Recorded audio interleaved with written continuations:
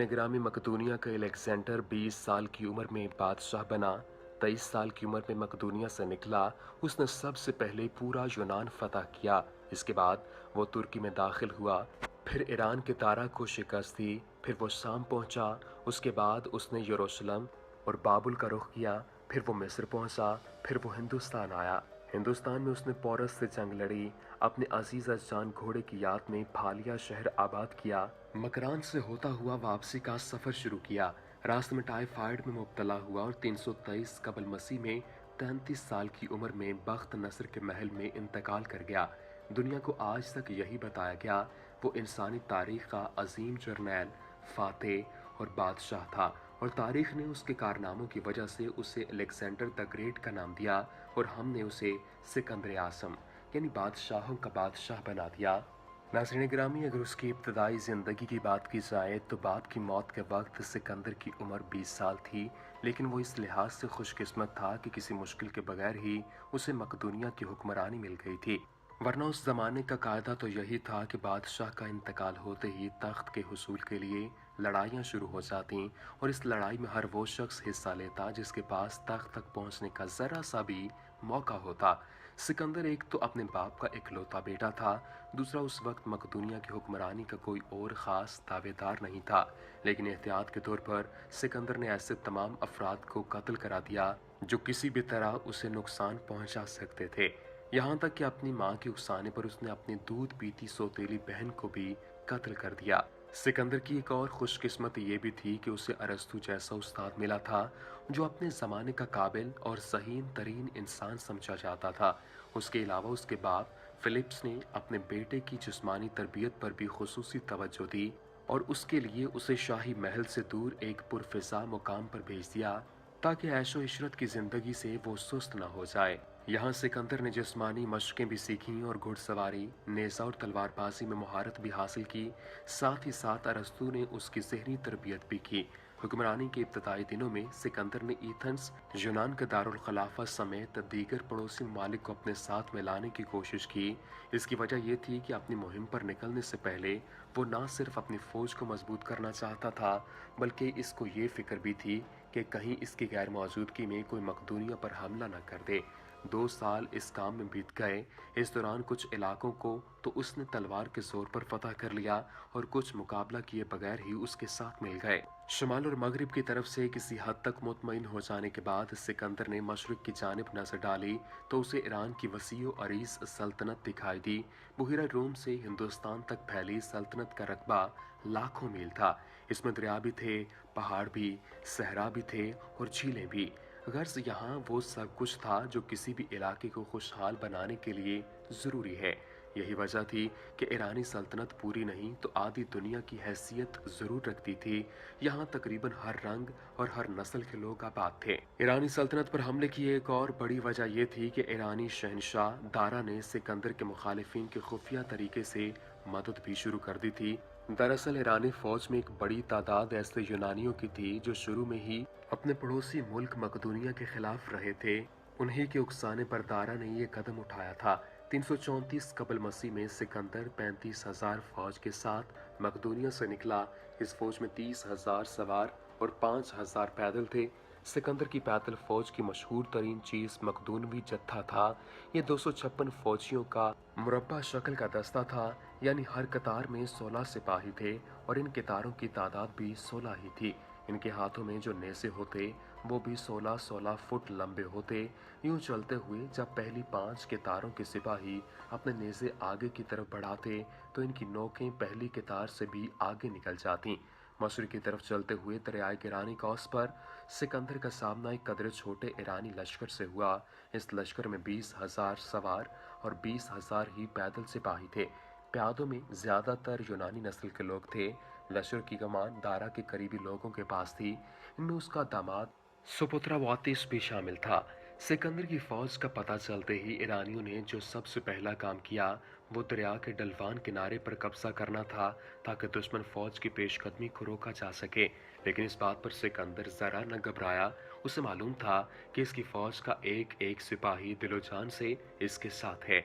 उसने उन्हें हुक्म दिया कि वो दुश्मन के तीरों की परवाह किए बगैर दरिया पार कर लें।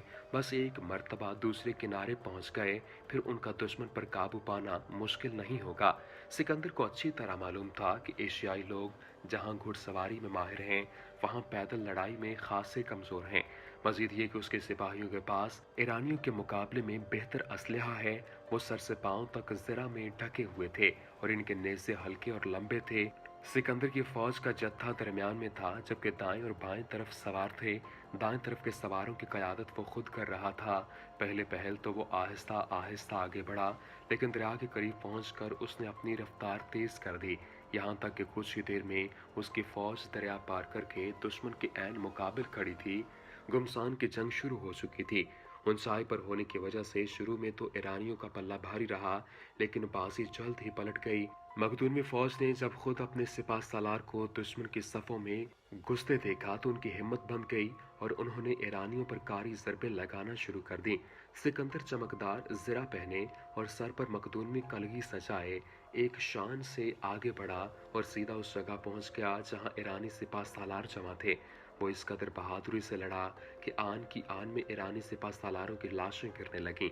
सिकंदर के बाजों की कुव्वत का अंदाजा इस बात से लगाया जा सकता है कि लड़ते लड़ते उसके नेज़े के कई टुकड़े हो गए थे। तब उसने अपने साइस घोड़े की निगरानी के लिए रखा गया मुलाजिम का नेज़ा अपने हाथ में ले लिया और लड़ते लड़ते उसे भी तोड़ डाला। तब उसके एक सिपा सालार दिमारातोस ने अपना नेज़ा उसके हाथ में दे दिया और इस नेज़े के एक ही वार से उसने दारा के दामाद सपुत्रवाइत्स का काम तमाम कर दिया। जंग जिस तरह अचानक शुरू हुई थी, उसी तरह अचानक ख़त्म भी हो गई। कई ईरानी जर्नैल मैदान छोड़कर भाग निकले। इनके 1000 घुड़सवार मारे गए। बाकियों ने भी भागने में ही आफियत जानी। ईरानी सिपा सलार की बदहवासी का ये आलम था कि इन 1000 पैदल सिपाहियों का इस्तेमाल करना बिल्कुल भूल ही गए, जो यूनानी नस्ल के थे और ईरानी फौज में उजरत पर भर्ती हुए थे। ये जंग के पूरे अरसे के दौरान एक जानिब खामोशी से खड़े रहे और आखिर में मखदूनवियों ने इनमें से 2000 को तो गिरफ्तार कर लिया, बाकियों को मौत के घाट उतार दिया। दूसरी तरफ मखदूनवियों का नुकसान निहायत कम था। इनके 60 सवार और 30 प्यादे मारे गए। अलबत्ता इन मरने वालों में ऐसे भी थे जो सिकंदर के खास आदमी कहे जा सकते हैं। गिरानी कौस की फतह के बाद सिकंदर का सामना असोस यानी शाम का शहर के मुकाम पर एक बहुत बड़े ईरानी लश्कर से हुआ। इस लश्कर की क़यादत खुद दारा कर रहा था और इसमें तकरीबन 1 लाख सिपाही थे। लेकिन यहाँ भी हिम्मत हारने की बजाय सिकंदर ने आला जंगी हिकमत अमली अपनाई और जल्द ही दुश्मन के पैर उखाड़ दिए। एक दफा फिर कई ईरानी जर्नैल मैदान छोड़कर भाग गए। दारा ने तो भागते हुए ये भी परवाह न की कि उसके खेमे में उसकी माँ और बीवी बच्चे मौजूद हैं। इस जंग में भी ईरानियों का भारी नुकसान हुआ, जबकि मखदूनवियों का नुकसान निहायत कम था। सिकंदर ने दुश्मन की एक बहुत बड़ी तादाद को कैदी बना लिया, लेकिन दारा के बीवी बच्चों के साथ उसने निहायत उम्दा सलूक किया। अब सिकंदर का अगला हदफ मिस्र था, लेकिन इसके रास्ते में चंद एक ऐसे इलाके थे जो इससे मुकाबला करने पर तैयार थे।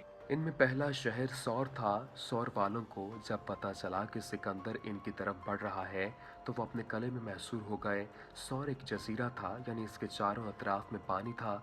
ये देखते हुए सिकंदर ने फौरन एक बहुत बड़ा बहरी बेड़ा तैयार करने का हुक्म दिया और इसके बाद कले पर हल्ला बोल दिया गया। चंद ही दिनों में ये अहम शहर भी फतह हो गया था। सौर के मुहासरे के दौरान सिकंदर को दारा का पैगाम मिला, जिसमें उसने लिखा था कि वो उसके बीवी बच्चों को छोड़ दे, उसके बदले उसे आधी ईरानी सल्तनत दे दी जाएगी। ये पैगाम सुनकर सिकंदर का खास आदमी पामे नेव कहने लगा कि अगर मैं सिकंदर होता तो ये पेशकश कबूल कर लेता। इस पर सिकंदर बहुत खफा हुआ। वो कहने लगा, अगर सिकंदर पामे नेव होता तो वो भी ऐसा ही करता। उसने दारा की ये पेशकश मुस्तरद कर दी और पैगाम भिजवाया कि इसके अलावा कोई और पेशकश है तो दारा खुद आकर बात करे। सोर के बाद गजा शहर की बारी आई। इसकी फतह के बाद सिकंदर मिस्र में दाखिल हुआ और तवक्को के बरखिलाफ यहाँ के हुक्मरान ने बगैर किसी फौजी कार्रवाई के सिकंदर के आगे हथियार डाल दिए। यहाँ कुछ अरसा कयाम के बाद वो दरियाए नील के रास्ते समंदर की तरफ बढ़ा और एक मुनासिब जगह पर पड़ाव डाला और एक नए शहर की बुनियाद रखी। इस कदीम शहर का नाम सिकंदरिया है और ये आज भी मिस्र के अहम तरीन शहरों में शुमार किया जाता है। इसके बाद सिकंदर आज़म ने किन किन ममालिक को फतह किया, अगर आप ये जानना चाहते हैं तो कमेंट बॉक्स में यस लिखिए ताकि आपकी राय के मुताबिक नई वीडियो बनाई जा सके।